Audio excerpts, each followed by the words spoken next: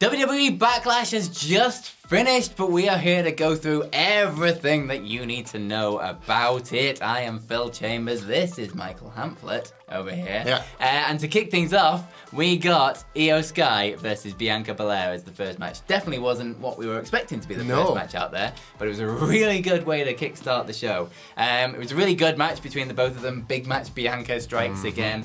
Iyo Sky was super over in this as well. It was absolutely incredible. And basically, it all boiled down towards the end when Damage Control, even I should say, to give them their proper name, came out and sort of were casting distraction all over the place. And Iyo Sky was going to be going up for the big moonsault to finish off Bianca Belair. But Bayley thought she'd add one little extra layer to it and kind of grabbed Bianca's hair and was like kind of hiding behind the apron. But the referee saw it, started like telling her off obviously to get her out of there, but this caused a bit of a distraction, left Iyo Sky up there, and it ended up with Bianca Belair hitting the big old KOD on Iyo Sky. Not all plain sailing within Damage Control, but another strong retention from Bianca Belair.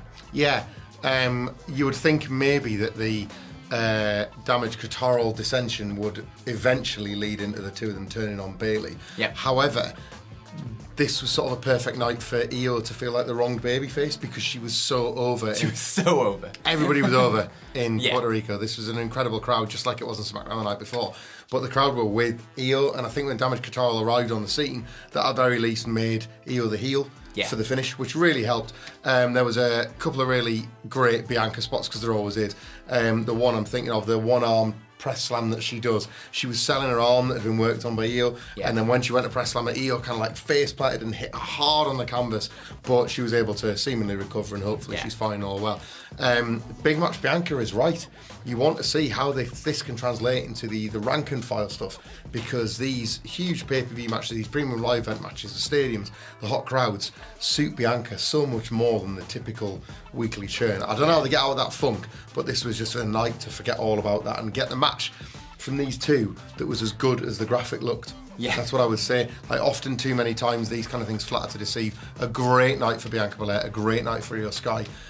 Possibly the beginning of the end for Damage Control. Yes, and possibly a star-making performance for Iyo Sky. Obviously, we've seen a lot from her in NXT and stuff, but this feels like a coming-out moment on the main roster almost for Iyo Sky, definitely. And hopefully they can capitalise on that going forwards.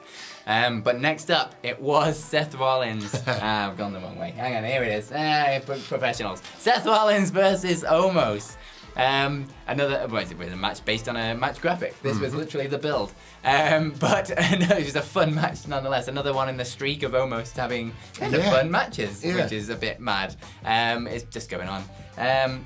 But it basically boiled down to Seth Rollins at the end of the match. He'd hit Omos with 2 curb stomps and almost kicked out of it to a massively shocked-looking Seth Rollins, to the point where he had to go all the way up to the top rope and do a kind of super curb stomp to put Omos away for the 3. But a really fun match from these two guys. Yeah. Kind of what you expected, but I suppose the trick with these two is actually delivering on those expectations. Seth, kind of in the build, if there was a build, was that he said he was going to give Omos this match that was just different to all the rest, and he did just that. It didn't outstay his welcome, like just over 10 minutes. And what I will say for Seth as well is that the footage recently of him standing for ages and ages and ages, arms aloft, enjoying his song, seemingly existed for the start of this match. They came in super hot here. Seth puts his arms out for the Burn It Down song to play it and play it and play it and play it, and almost just takes his head off with a boot. And instant heel heat. Yeah, the match is on from there. WWE love their chopping down the tree stories, as you kind of pointed out as we were watching. Seth going to the legs, all that kind of stuff. But yeah, the stomp from the top rope is far from the most spectacular thing that Seth's ever done, because of Omos' sheer size. It felt huge. Omos' no-sell of the original stomp by just bracing himself with his neck really sold just what a huge giant he was and what a huge task this was. So a big win for Seth. A nice bit of fun post-WrestleMania before he gets into, presumably, the serious business of the World Heavyweight title. Yeah, absolutely, and a nice little something different for the card, which was quite nice as well. But speaking of like not staying overstaying its welcome, next up was the triple threat match for the United States Championship. In it, just under 7 minutes long. They did not give it a lot of time. No. And Austin Theory won. I think we kind of mostly all expected this to happen. It boiled down when Bronson Reed kind of went to the top rope. He hit his moonsault, but he kind of missed it, and then he got speared by Bobby Lashley. And then in the middle of that, Austin Theory kind of run in, chucked Bobby Lashley out of the ring, did the classic triple threat heel cowardly finish, chucked him out, used his finish as a pin Bronson Reed, get the 1, 2, 3. Austin Theory is still your United States champion. Yeah, and there's very little flavour to add to that, unfortunately. Not much sizzle on this steak. Austin Theory has yet again escaped with his title without particularly feeling like a very deserving champion. Presumably now, thank God, hostilities with Bobby Lashley are at long last concluded after multiple versions of that. Bronson Reed can, I guess, feel like the wrong party. I believe he's going to SmackDown with Austin Theory, so that might be a reason to continue on their hostilities for the time being. But yeah, at least it was short, I will say that. It was, on paper, going to be the kind of like least interesting thing on the card, and it was on the night, truthfully, but it probably helped the pacing of the event. Backlash felt like a hot show. We can't labour the point enough. The crowd were just incredible. They had energy for everything, including this, but I think even this was their breather. And I think WWE at least were cognizant of that in the way that they agented this. Yeah, absolutely. But speaking of hot crowds, the next match was Rhea Ripley versus Zelina Vega. And as much as I think they could have done more with this match, probably, they could have definitely given it a bit more time or given Zelina Vega a bit more in it to kind of maybe try and cement her on the main roster as a top women's star. The entrance alone for Zelina Vega is like... it must be like the highlights of her life, at this point. And you could see it written all over her face. She came out, she had the big Puerto Rican flag on her outfit, and you could just see the emotion written all over for her. And the crowd gave them everything that they needed to in this match. They played up to the crowd a hell of a lot throughout it, but it obviously ended up with Rhea Ripley getting the big win with the huge riptide, a very solid riptide at the end of this. But just in terms of a moment for the crowd and for Zelina Vega, this felt kind of special, as much as they probably could have given her more in it. Yeah, I suppose it's one of them things where, for what it was in terms of the TV characters, they kind of nailed it. Zelina Vega had to play scrappy underdog. They did the spot with the Chancellor handed to her by her own mother for like just one of many great like localized pops they achieved on this evening. But ultimately, Rhea Ripley is this dominant nightmare of a women's champion that nobody can touch. She is at the moment the measuring stick. She's the one that nobody can beat. So they got like as much as you would want more because it was just so sweet. Ultimately, all the sentiment was just that, just sentiment. In a match anywhere else in the country or anywhere else in the world, Rhea Ripley dominates Zelina, and I thought they at least measured that quite well. Like Zelina's hope spots, I think you're right, I think 1 or 2 more hope spots might have been great, but ultimately that's all they ever were. An incredible night for her though, and the emotion felt totally real. It didn't seem like she wanted to leave the ring and leave the arena after the match, and like more power to her as well. Ripley was great putting her away. She was a superb cocky heel throughout this. She's grown so much as a performer in the last 12 months, even from the prodigy that we all knew she was. Tremendous bit of business from both of them. I like to think that like they'll remember this quite fondly as getting more from something that would have often been, a Backlash first title defence. This was way more special than it had any right to be. And they deserve credit for that. Yeah, absolutely. And just the way that Rhea Ripley put her away at the end of it, like that was a full-on exclamation point on the end of it. It wasn't like just riptide and we're done kind of thing. She like put a lot of extra sizzle on that to like make sure that this was like, okay, she's going down for one riptide and that's it. But like this is a big deal kind of thing. She'd been aggrieved and annoyed that it had taken her to that point.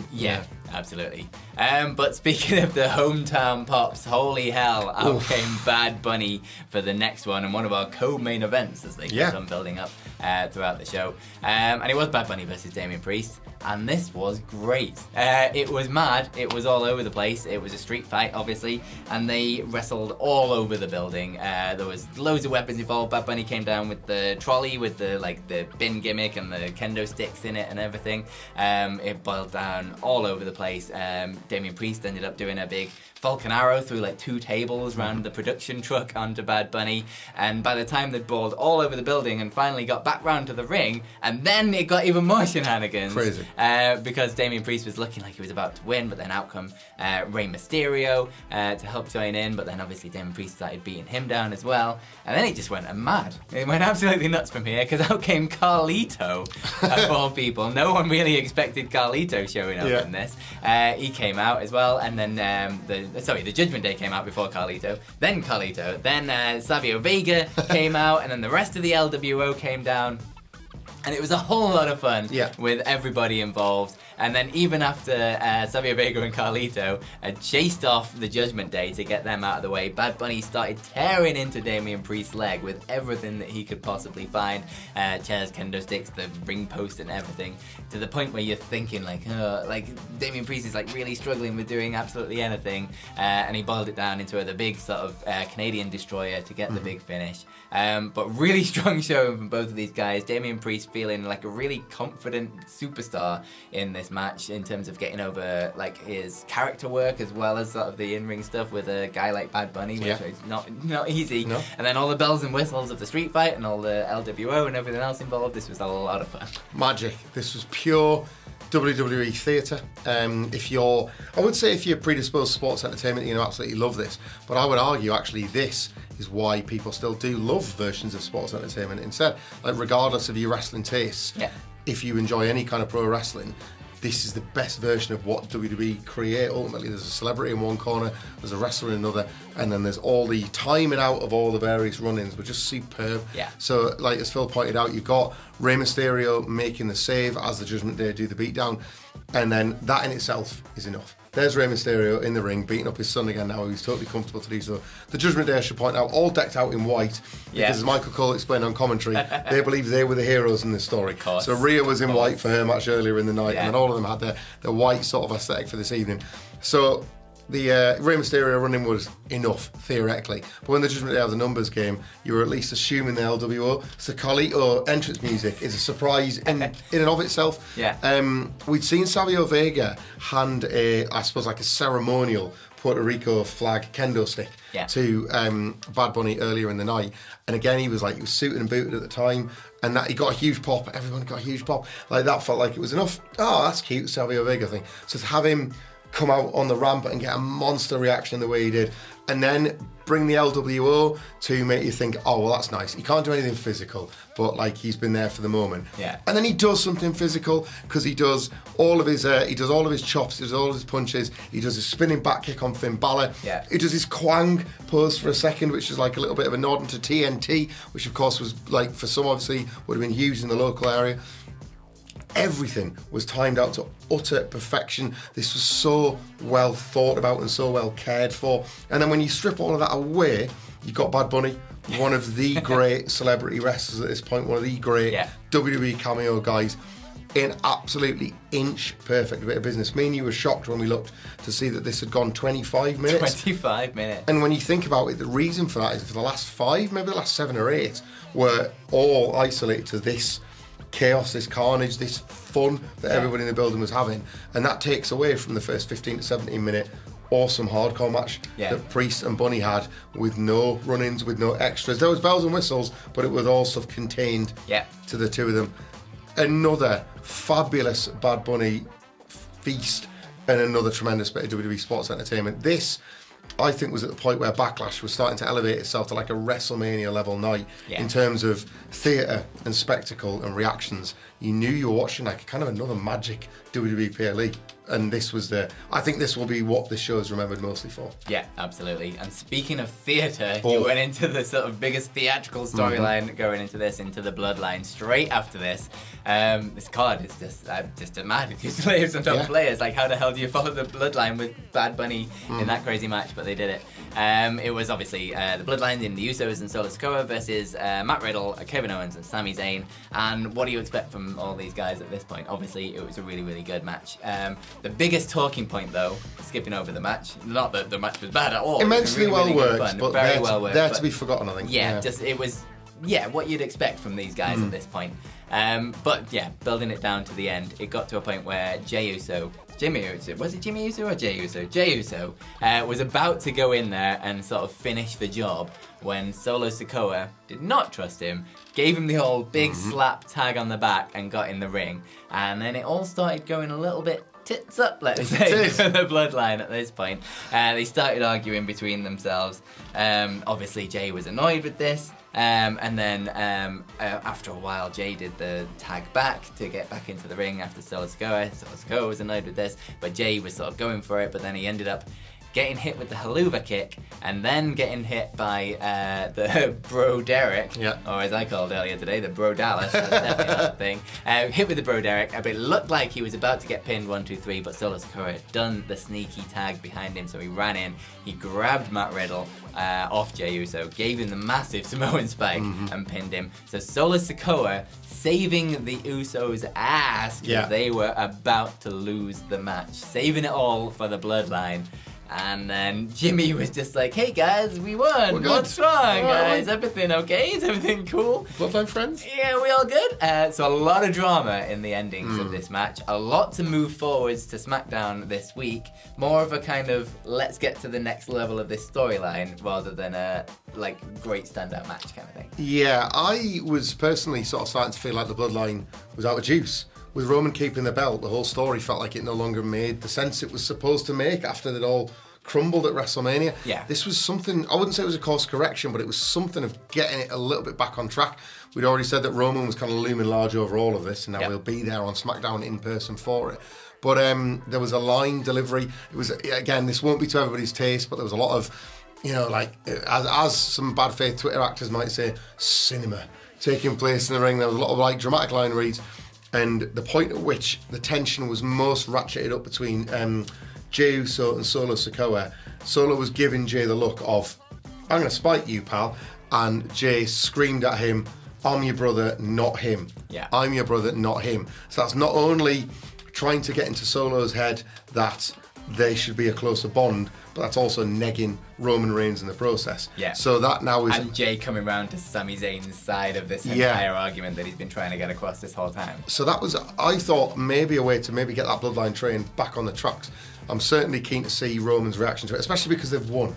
Yeah. And what kind of gaslighting arsehole wouldn't be happy with a Bloodline victory? So now the fact they've won, ostensibly he's got nothing to complain about, and yet we know where this is going to go. There will be plenty more for this on SmackDown. The biggest tease sort of going forward in terms of making you want to watch the next TV show. Yeah, definitely. You definitely need these things as well.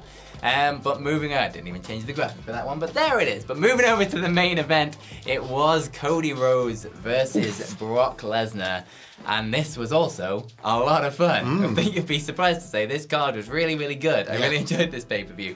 Cody Rhodes came hot out of the gates onto Brock Lesnar, attacking him straight up before the bell had even rung, going absolutely mad with it. To the point where you think it's like, oh, is this going to be some kind of crazy switcheroo where Cody gets the kind of Brock Lesnar victory over Brock Lesnar? It genuinely made you believe at the beginning. But eventually, obviously, Brock Lesnar kind of slowed the pace down by getting in the big suplexes and all the Brock Lesnar moves that you have come to expect at this point.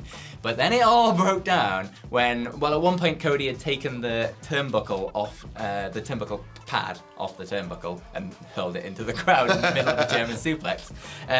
But Brock Lesnar got thrown into the turnbuckle, face burst, and got absolutely busted wide open on that thing.